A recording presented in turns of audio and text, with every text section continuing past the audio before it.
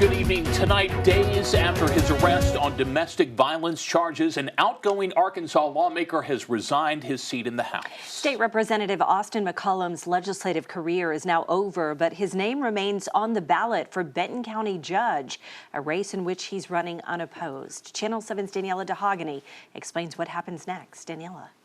Oh, Chris Beth, in a letter to Governor Sarah Huckabee Sanders, McCollum wrote that he was resigning from the House to focus on his family. But that's not the end of his political story. The resignation immediately creates a vacancy in the House, one that will be filled before McCollum's successor Brian Armas takes office in January. We're kind of up against the clock on that, about 5 months, but there will be a special election to fill the remainder of this term through the end of 2026. And then which at that time, Representative-elect Brian Armas will be taking over that seat in January of 27. While McCollum is giving up his legislative seat, he's not yet given up his campaign for Benton County Judge.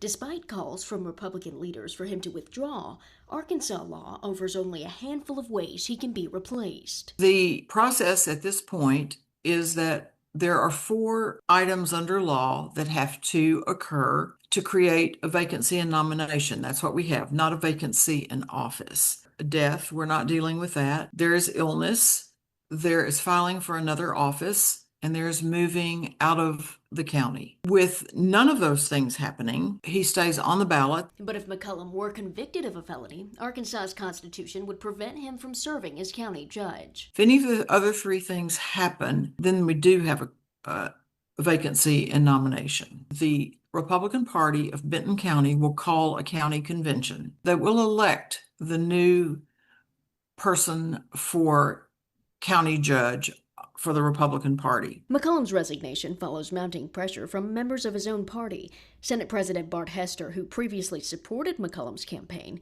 said stepping down was the right decision. Austin's made a decision that's very hard to come back from.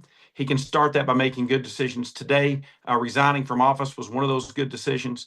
Making sure that he does his best for the people of Benton County by getting himself out of the news is another good decision. The arrest prompted swift reaction from some of Arkansas's top elected officials, many of whom endorsed McCollum and contributed to his campaign. It happened so fast, and people are really good people until they are not.